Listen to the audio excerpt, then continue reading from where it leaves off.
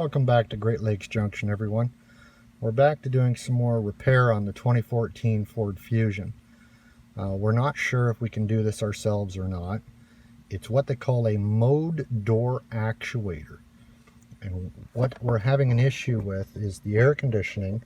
It blows good and cold, but it is stuck on your vents here only. You can't change it. You're getting a little bit out of the floor, but you cannot change it to the defrost vents. And we need to get this fixed before winter comes around so we can obviously defrost the windshield. So it's good and cold. I can change the temperature to, mix some hot air in with it so it's not so cold. So the blend door actuator that blends the temperature together is the easy one that apparently is located in behind the glove box.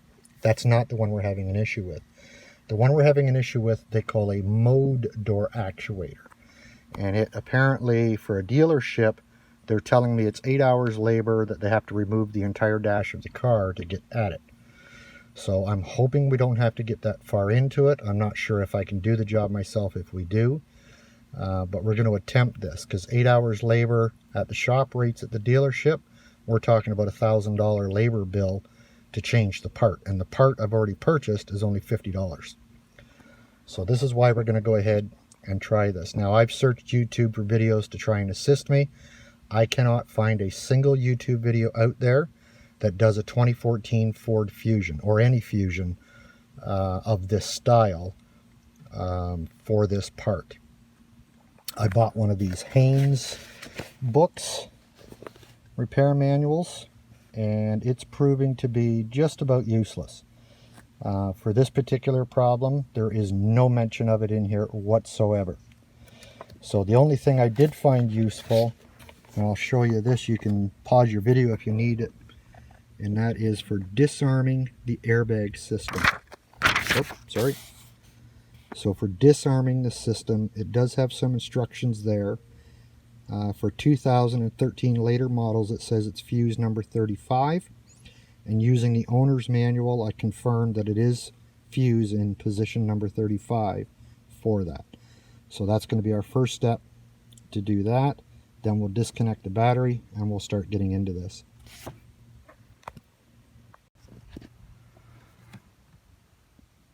Okay, so this plastic piece here that would sit in front of your knees, it goes across under the steering wheel.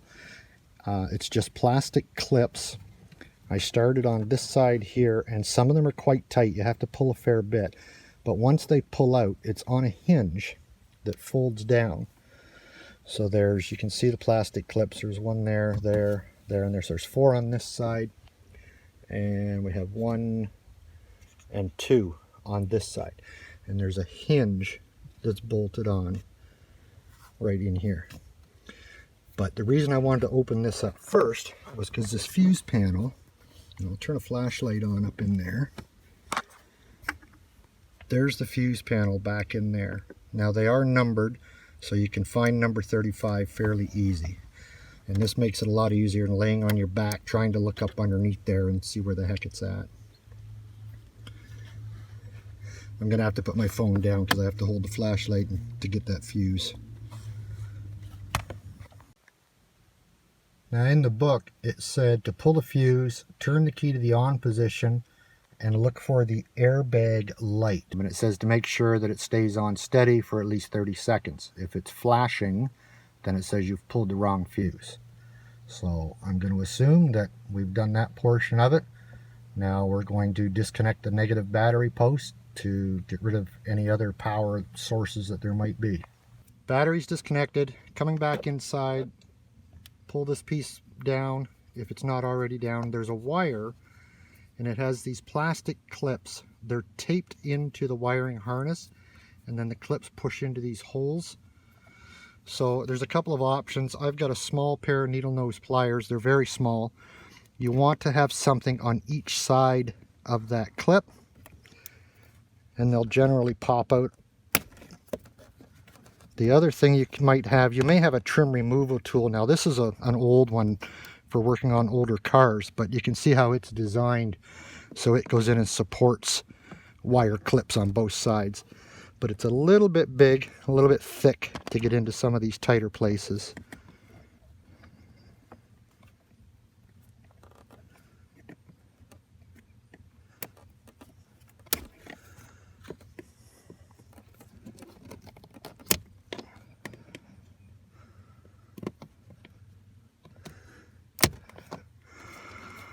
So that wire's all being removed.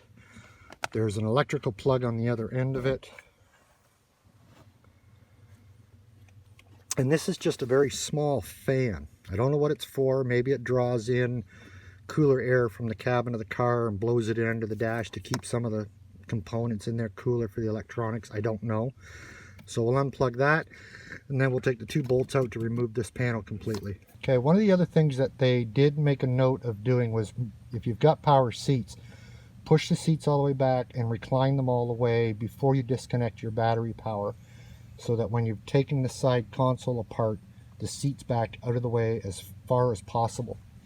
So we just pulled the first side off of the console here on the driver's side. Now we're going to take the one off on the passenger side. These are just clips, no screws. Found it easier to start at the back near the seat. So we'll pull that off, and you can see one of the clips right there. And then using our tool in there and just gently pry on it, it just pops the rest of them out. So now that side panel's off.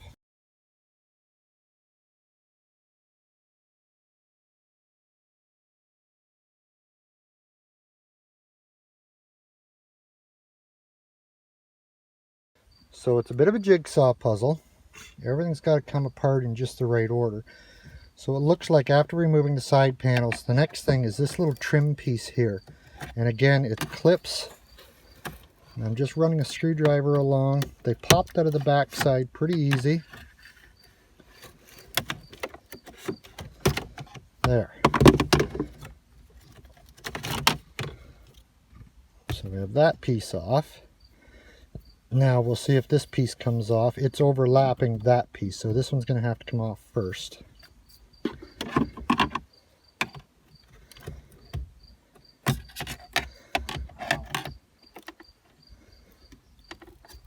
Good time to clean all this stuff too. It's that piece. The drink holder piece. So you saw us remove the trim around the gear selector and then the silver piece of trim that was around here. This one, it just had clips at the back that popped up out of the back. The front two were a little bit trickier. They're kind of like a hook that goes in underneath. So we had to kind of pull back on the assembly, or on that corner where the clips were, to get them to pop up and out of there. So now we have a couple of electrical plugs. The parking brake is on here. It goes to an AC charging port that's inside the storage compartment. So we'll get that wiring out and get that piece out of our way, and we will continue on to see how else this comes apart from here on going forward. This piece was a little bit trickier to remove. So it actually did have a couple of bolts in it. 2 that were in the front were bolts into the lower part of this area of the dash, and 2 straight down in, and 2 clips in the back corners. We were able not to have to worry about removing the gear shift or the rubber boot or anything here. Once you get it unbolted, you can manipulate it around, that stuff will go down through that hole that's in there. Okay, I don't know if your interior is the same as this or not. This is the headlight control, the trunk release button here. There's 2 screws, one in that hole and another one down here in this hole. We'll remove the 2 screws, and then there's just 3 plastic clips again across the top that pop out. We'll undo these electrical connectors so we can remove this piece completely. What I want to get at now is this bolt here. There's one on the other side of the steering wheel in the same location. I've already removed it. So the screw in the bottom corner we took out, and there was 1 clip on each corner at the top. We put our pry tool in behind here, and we just popped it straight forward, and it pulled that out. Same on the other side. Now there's a piece of vinyl attached from this trim piece to the cover that sits over top of the steering wheel. And we tilted the steering wheel forward as far as we could.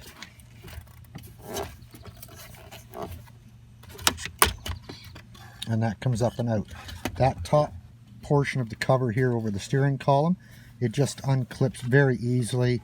We just used our fingers and just popped it up off of the bottom half of the cover on the steering column. So we have a screw down here and another screw over there, and there's 2 on the top. There's one right up in there on the top, and another one, if we can get it, right there on the top. So we'll take those 4 screws out, and slowly start pulling that instrument cluster forward until we can get at the electrical plugs on the back, disconnect them, see where we're at. Well, instrument cluster came out of there very easily. There's only one electrical plug on the back of the whole thing. Really easy to get at. At this point now, I'm starting to believe that we are going to have to remove the entire dash from this car in order to get to this part. I can see the part, so that there's a steel bar running up and down right in front of the flashlight where it's really shining on, and next to it you can just make out part of a black plastic molded piece with a couple of clips on it. That's the actual motor that has, you can see those two clips on. That assembly is it. But there's no way to get your hands in there. You cannot see the screws that are fastening it in place. There's absolutely no way to get to it at this point. So we're going to continue removing stuff on this dash, and we're either going to come to a point where it's beyond our capability and we stop, put it back together, and go spend $1,000 in labor to get it changed, or we're going to get this done. So we're going to proceed to take out the center panel here, which houses the radio, the clock, the heater and air controllers. This all comes out as one assembly. Looks like 4 screws, 2 at the top, 2 at the bottom. Every screw we've taken out so far has been identical, which is great. We don't have to have a separate container to put a bunch of different size screws in and label where they came from. They're all 7mm head size, and the length of the screw itself, everything has been the same on every screw we've taken out so far.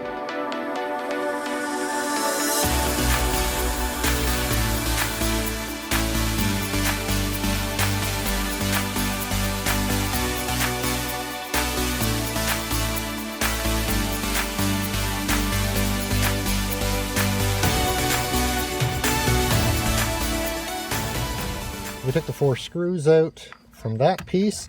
There's 4 metal clips on it.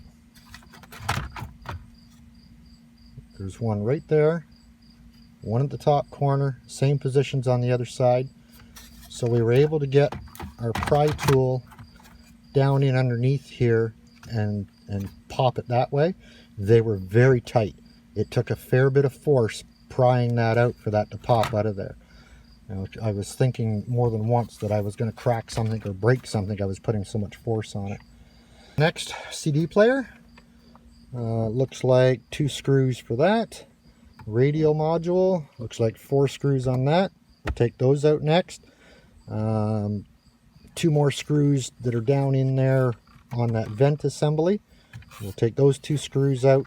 That should let us finish emptying out this centerpiece, and we'll see where we go from there. We're going to work our way across the dash. It looks like we may in fact have to remove this dash. Just popping this trim piece off that's above the glove box door.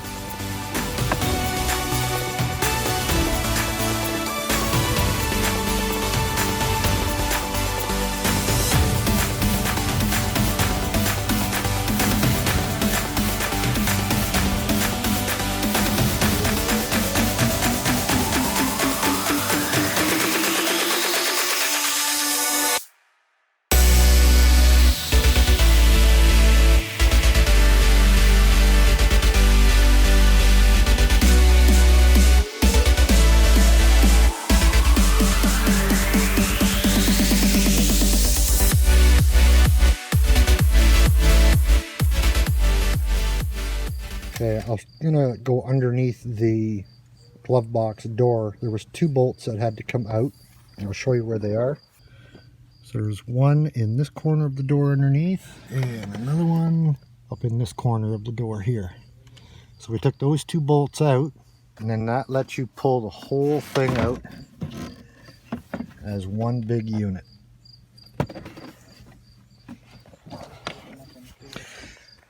There is an electrical wire when you're pulling it out. Take it slow. There's an electrical wire in this corner that we had to unplug for the light that's inside the glove box. We're going to attempt to remove the entire dash pad now. It seems to be all molded and formed as one piece. We're not sure if the metal framework, if we have to get to the bolts on it. We've pulled one piece of side trim off here. It's just clipped in. It pulls off out from behind the door rubber seal. So those bolts are on, there's another one behind this piece we need to take off. That's the big steel framework for it. But there's a number of smaller bolts that seem to bolt this plastic housing to it. So we're going to remove all of those first. There's about a dozen of them across the dash, and see if that lets us pull this portion of the dash all the way across out without the steel framework. So we don't have instructions or books to help with this. So this is, you know, learning as we go.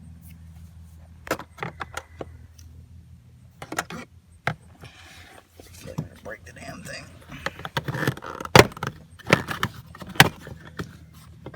Everything's clipped. Now you have to pull off this sill plate also, and it's also just clips. It just pops up. Just grab it with your fingers and pull it up. How? Hang on.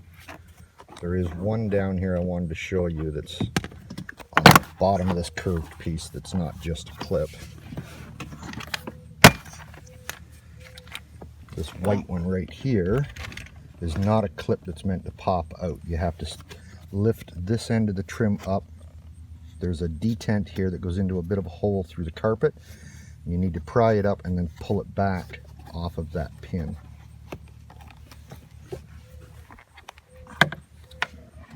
There's a small tab right there that we're bending up, because as you try and slide it back, that tab's going to hit that white button that's sitting there.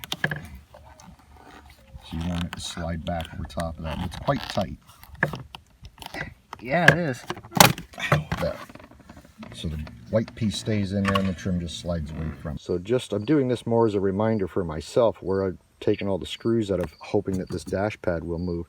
So we had 1, 2, 3, 4. We still have 2 more to take out. This is the airbag module on the passenger side of the vehicle. I haven't disconnected the electrical wiring just yet, because I want to see if this is even going to work, if the dash pad's going to move before I disconnect it. But if it does, there's another bolt there and there, so that steel frame and the airbag module will stay attached to that dash pad. And then coming across down in where the heater controls would sit, and see that brass colored hole down there, and there is another one down there in that corner. So there's those 2. There's 2 where the instrument cluster would be, just behind that warped piece of rubber there. So we got those 2. There is another one. These ones are up here, and there's one on the opposite side of the steering column in the same position, and then there's 2 on the other end of the dash out by the door. So we think that's all the ones. We're going to take the rest of them out and see if this dash pad wants to move before we try and disconnect any more harnesses or anything like that. The vent area there in the center of the dash, it's just clipped in. You can get under the edge of it with your pry tool and just work your way along the edge, popping it up. Don't run your fingers along the edge. I did that, and it's extremely sharp plastic. It gives you one of those nasty little paper cut type of things. So don't run your fingers along it. Use your tool as you're going along that. So other than that, nothing still wants to really move. We've got it so you can wiggle the dash there, but it still seems to be extremely tight in the center. I can't see any bolts, any clips anywhere that we've missed. So we're going to stop the video here. We're going to take some time, look around, see if we can find out what else is holding this. When we figure it out, we'll come back. Okay, we're on the passenger side of the car. This is where the glove box is removed. And the passenger side airbag module. There's these 2 electrical connections in the bottom here, and there's another one on a sensor here. These orange caps on these plugs, they're pushed in flat when you first see them. Get a small screwdriver and pull the orange cap down. It's like a lock mechanism. And then these 2 here, just wiggle them,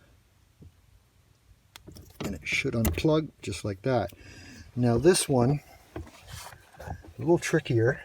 I'll get my flashlight and see if I can show you. Okay, the one on the sensor, you pop out this orange lock mechanism, and then the plug, if you can see, you can't see that.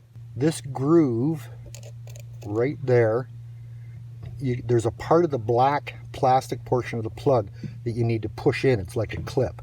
So you need to push that in, and then you can wiggle that plug and it'll pull out. But it's really tough to see that spot in there, so if you weren't aware of it, you could easily miss it and wonder why you can't unplug it. So we're still working at it. We discovered we had to remove the center console out of the car. The housing of the center console had two plastic pins that stuck out straight through the hole, this hole and this hole over here on this side. And in order to get the pins back out of those holes, the whole center console had to come out. So there was a bolt, 10mm head on each side down in this area. There was another one back here into this bracket from each side. And there were two into this metal bracket here. The gear shifter linkage is completely separate from the center console, so it didn't have to come out. There's only a couple of electrical connections to undo because a lot of the harnesses that were in the console for any adapter plugs or anything in the console, they went with it.